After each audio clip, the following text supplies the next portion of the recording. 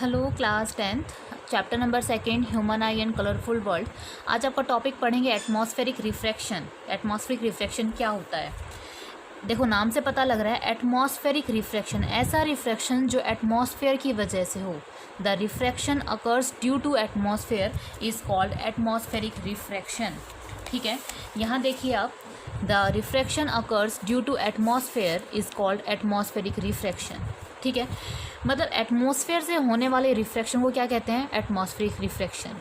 यहाँ से direct definition भी आ जाती है। अब इसके ऊपर हम कुछ पढ़ेंगे, ट्विंकलिंग ऑफ स्टार्स, तारों का टिमटिमाना, ये सब जो इफ़ेक्ट्स हैं वो सारे आपके एटमॉस्फेरिक रिफ्रैक्शन की वजह से होते हैं। ठीक है, कोई पूछता है कि कॉज ऑफ एटमॉस्फेरिक रिफ्रैक्शन क्या है, एटमॉस्फेरिक रिफ्रैक्शन के क्या कॉजेज़ रहे। देखो हमें पता है हमारा एटमॉस्फेयर यूनिफॉर्म नहीं है। ठीक है, जैसे जैसे हम अर्थ की सरफेस से ऊपर की तरफ जाते हैं, देखो अलग अलग लेयर होती चली जाती हैं। ठीक है, हर लेयर का हर प्रेशर अलग है, ठीक, डेंसिटी अलग है। तो इस वजह से हर एक मीडियम की डेंसिटी क्या है? अलग है, डेंसर मीडियम अलग है, यानी कि रिफ्रैक्टिव इंडेक्स क्या है? अलग। मानते हो ना कि जैसे जैसे हम अर्थ की सरफेस से ऊपर की तरफ चलें तो हर लेयर का जो है, हर एक लेयर क्या है? अलग अलग है आपकी। हर एक लेयर पे एटमॉस्फेयर अलग है, डेंसिटी अलग है, प्रेशर अलग है। तो इस वजह से क्या आपका एटमॉस्फेरिक रिफ्रैक्शन होता है। तो इसमें आपको लिखना क्या है? Because air atmosphere is not uniform as we move toward the earth surface denser medium और density is going to increase. कह रहा है कि जैसे भी हम ऊपर से, मतलब एटमॉस्फेयर से अर्थ की सरफेस की तरफ आते हैं तो डेंसर मीडियम बढ़ता जाता है और डेंसिटी बढ़ती जाती है। ये एटमॉस्फेरिक रिफ्रैक्शन क्या क्या है? एक रीज़न है कि एटमॉस्फेरिक रिफ्रैक्शन किस वजह से होता है। इसके पीछे क्या फिनोमेनाज हैं, क्या होता है? देखो, cause of twinkling of stars और cause of appearing stars at higher height than their original height. देखिए क्या होता है, इसके ऊपर पढ़ते हैं हम अब। ओके स्टूडेंट्स, देखिए ट्विंकलिंग ऑफ स्टार्स, जैसे अब ये स्टार है, ये आपका ऊपर है, अब इसकी लाइट अर्थ की सरफेस तक पहुंची, अर्थ की सरफेस पे आएगी। आपको पता है आपका एटमॉस्फेयर यूनिफॉर्म नहीं है, यानी कि जैसे जैसे वो नीचे की तरफ आएगी डेंसर मीडियम बढ़ता जाएगा। रेयर से denser, bend toward the normal, her bar bend toward the normal, bend toward the normal, bend toward the normal होती जाएगी। क्यों? क्योंकि नीचे की तरफ क्या, आपका डेंसर मीडियम बढ़ता जा रहा है। ठीक है, जैसे ही लाइट आपकी नीचे की तरफ आई, मान लीजिए आपका अर्थ सरफेस है, कोई पर्सन खड़ा है, तो जब आप इसे ऊपर की तरफ बढ़ाकर देखोगे तो तारे आपको यहाँ दिखाई देंगे। वास्तव में स्टार था कहाँ? यहाँ। अब दिखाई कहाँ दे रहा है? यहाँ। किसकी वजह से दिखाई दे रहा है? ये आपको ये किसकी वजह से दिखाई दे रहा है? एटमॉस्फेरिक रिफ्रैक्शन की वजह से। ठीक है, रीज़न तो आपने बता दिया। अगर कोई पूछे twinkling of star is due to atmospheric refraction, अगर 1 नंबर में आए तो। बट अगर पूछे आपसे 2 मार्क्स में, तो आप क्या लिखोगे कि जैसे जैसे हम स्टार की लाइट अर्थ की सरफेस की तरफ आती है तो नीचे की तरफ हमारा एटमॉस्फेयर यूनिफॉर्म नहीं है, toward the earth surface denser medium बढ़ता जाता है। बढ़ने की वजह से light bend toward the normal होती चली जाएगी और आपको तारे अपनी एक्चुअल हाइट से हायर हाइट पर दिखाई देंगे। ठीक है, यानी कि stars appears at higher height than their original height। देखो इन 2 क्वेश्चंस का एक ही आंसर है, देन देयर ओरिजिनल हाइट, है ना। अगर कोई पूछे आपसे स्टार वाई लगा दे, why stars appear at higher height than their original height, तो कहोगे ड्यू टू एटमॉस्फेरिक रिफ्रैक्शन। मैंने आपको बताया, आपको तारे ऊपर की तरफ दिखाई दे रहे हैं, यही ट्विंकलिंग ऑफ स्टार है। देखो तारे यहाँ हैं, दिखाई आपको यहाँ दे रहा है, तो ये यूं वाला जो फिनोमेना होता है, तारा यहाँ है, यहाँ दिखाई दे रहा है, यहाँ है, यहाँ दिखाई दे रहा है, तो ये जो फिनोमेना ये बहुत फटाफट होता है। तो आपको ऐसा लगता है कि तारे क्या कर रहे हैं? टिमटिमा रहे हैं, ट्विंकलिंग हो रही है स्टार्स की। किसकी वजह से हुई है? एटमॉस्फेरिक रिफ्रैक्शन की वजह से। The refraction occurs due to atmosphere is called atmospheric refraction, है ना। और कोज क्या है एटमॉस्फेरिक रिफ्रैक्शन का? कोज ये है कि हमारा एटमॉस्फेयर यूनिफॉर्म नहीं है। जैसे जैसे हम अर्थ की सरफेस की तरफ आते हैं डेंसिटी बढ़ती चली जाती है। तो एक काम करते हैं, ट्विंकलिंग ऑफ स्टार्स पे एक बार नोट्स बना लेते हैं।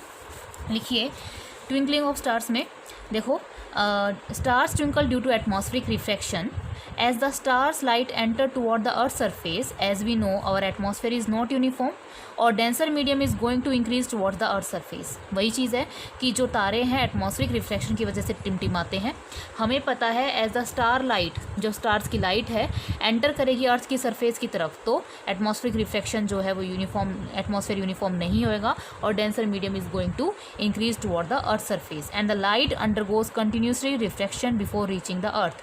The light gets bend towards the normal every time, and the stars appear at higher height than their original height, and the position of stars fluctuates, and the amount of light entering the eye flickers. That's why stars appear to be twinkle.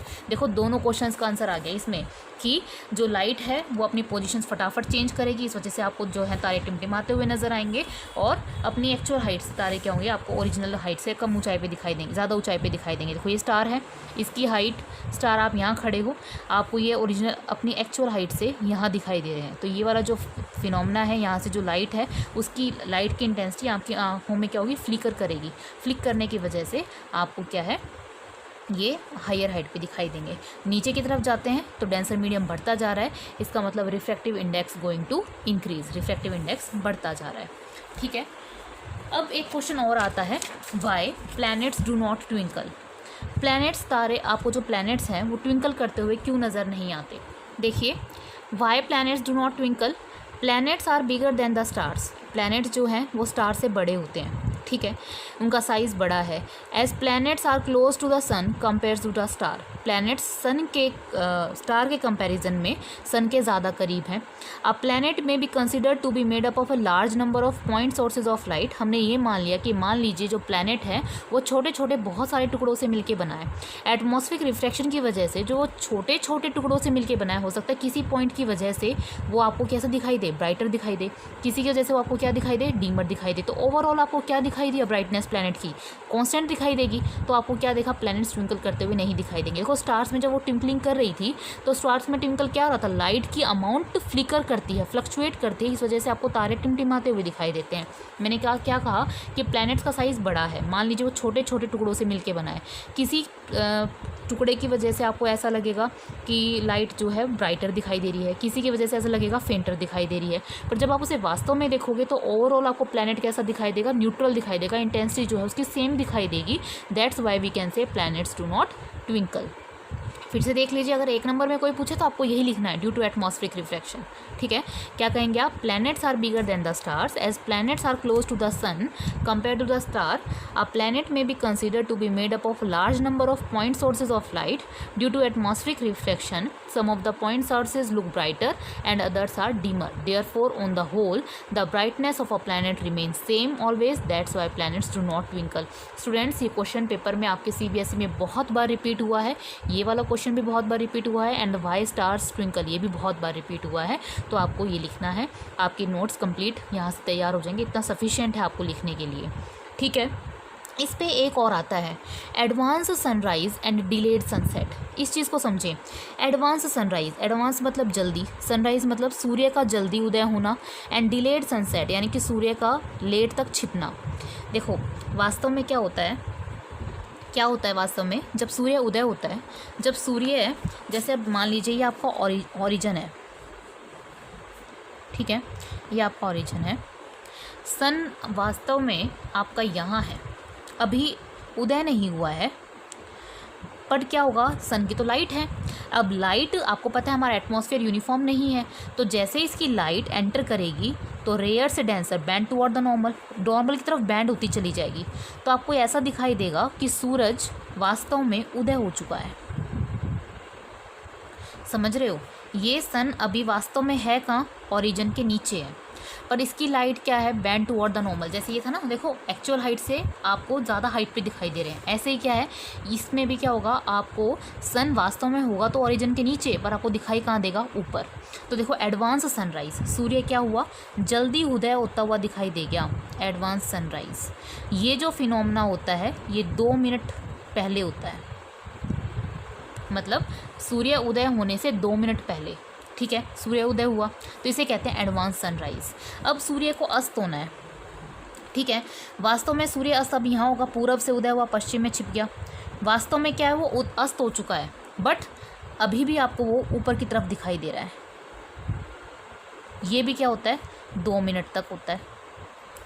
क्यों, क्योंकि आपको अभी अब light है, light rare से denser bend toward the normal, तो आपको पता है atmosphere is not uniform due to atmospheric reflection. आपको 2 मिनट पहले एडवांस सनराइज और डिलेड सनसेट मतलब वास्तव में सन छिप चुका है पर आपको अब भी दिखाई दे रहा है, और जब उदय भी नहीं हुआ था तब भी आपको दिखाई दे रहा था। तो 2 + 2 कितना हो गया? 4 मिनट, यानी कि एक दिन 4 मिनट से बढ़ जाता है स्टूडेंट्स।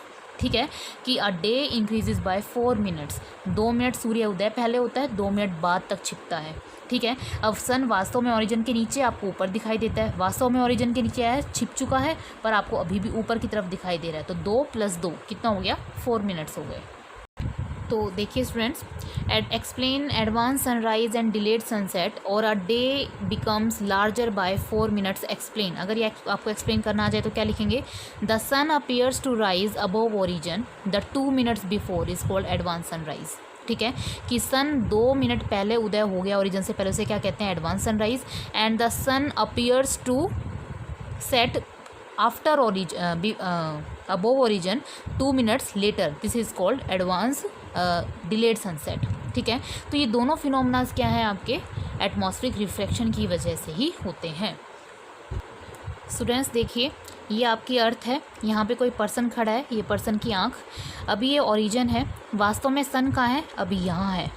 ठीक है, 2 मिनट पहले आपको सन कहाँ दिखाई दे जाएगा? यहाँ दिखा जाएगा ओरिजिन से ऊपर। ठीक है, तो सन की लाइट देखो बेंड टुवर्ड द नॉर्मल, तो जब आप इसे ऊपर की तरफ एक्सटेंड करके देखोगे तो आपको सन कहाँ दिखाई दे रहा है? ऊपर दिखाई दे रहा है ना? लाइट यूँ आई बेंड टुवर्ड द नॉर्मल, और जब आप इसे ऊपर की तरफ इंक्रीज करके देखोगे तो सन आपको देखो यहाँ दिखाई दे रहा है। ठीक है, तो इसके लिए इसमें कुछ लाइंस लिख लीजिए। The light from the sun on entering earth surface passing through rare to denser layer bending towards normal every time the sun which is still below the sun s, सन को नाम दे रखा है यहाँ पे s, और ये s डैश उसकी position जो आपको वास्तव में अब दिखाई दे रहा है। the sun s which is still below the origin appears to rise to s1। ठीक है, जो वास्तव में s पे है पर है पहुँच कहाँ गया? ये s1 पे पहुँच गया। The difference between time is of 2 minutes, 2 minute का यहाँ टाइम है। ठीक है, डिलेड सनसेट में देखिए, ये आपकी अर्थ, ये किसी इंसान की आँख, ये ओरिजिन, वास्तव में सूरज छिप चुका है ना? लाइट गई रेयर से denser bend toward the normal, देखो बैंड टुवर्ड द नॉर्मल हो रही है। ठीक है, इसको तब आप पीछे की तरफ इंक्रीज करके देखोगे तो आपको एस पोजीशन से सन कहाँ दिखाई देगा? S2 पे दिखाई देगा। Similarly the sun S which has already gone just below the origin, वास्तव में जहाँ सन ओरिजिन के नीचे जा चुका है, appears to be eight S2, कहाँ पे दिखाई दे रहा है? S2 पे दिखाई दे रहा है, just above the origin, sun के ओरिजिन के ऊपर दिखाई दे रहा है due to atmospheric reflection. The difference of the time is of 2 minutes. तो इस तरीके से हम कह सकते हैं कि एक डे कितने मिनट से बढ़ गया? 4 मिनट से। समझ में आया कि देखो यहाँ एडवांस सनराइज हुआ, ये आपकी अर्थ, ये आपकी आँख, वास्तव में सन यहाँ पे एस आपका है। ठीक है, ये आपका एस डैश, ठीक, सन आपका यहाँ पहुँच चुका है। तो ये जो सन अभी वास्तव में यहाँ है, यहाँ दिखाई दे रहा है, इसे कहते हैं एडवांस सनराइज। वास्तव में सन छिप चुका है पर आपको अभी भी यहाँ दिखाई दे रहा है, तो उसे क्या कहते हैं? Delayed sunset. 2 मिनट पहले और 2 मिनट बाद, तो कंप्लीट दिन कितने से बढ़ गया? 4 मिनट से बढ़ जाता है। ठीक है, इसलिए ये जो है ये एडवांस सनराइज कहलाता है और ये क्या कहलाता है? आपका डिलेड सनसेट कहलाता है। समझ में आया? तो आज का जो आपका पूरा टॉपिक था वो क्या था? एटमॉस्फेरिक रिफ्लेक्शन के ऊपर बेस था। एटमॉस्फेरिक रिफ्लेक्शन क्या होता है? The reflection occurs due to atmosphere is called atmospheric reflection. Reason क्या है? हमारा एटमॉस्फेयर यूनिफॉर्म नहीं है, इस वजह से एटमॉस्फेरिक रिफ्लेक्शन होता है। स्टार्स ट्विंकल करते हुए दिखाई देते हैं, फटाफट अपनी पोजीशन चेंज करते हैं, अमाउंट ऑफ लाइट फ्लिकर करती है, हायर हाइट पे दिखाई देते हैं। प्लैनेट्स आपको ट्विंकल करते हुए दिखाई नहीं देते, क्योंकि प्लैनेट्स ओवरऑल क्या मान लेते हैं हम? प्लैनेट्स क्या है? ओवरऑल क्या है? उसकी ब्राइटनेस सेम रहती है। एडवांस सनराइज और सन डिलेड मैंने अभी आपको कंप्लीट करा ही दिया है। अगर आपको कोई डाउट है तो मुझसे आप कमेंट बॉक्स में पूछ सकते हैं। थैंक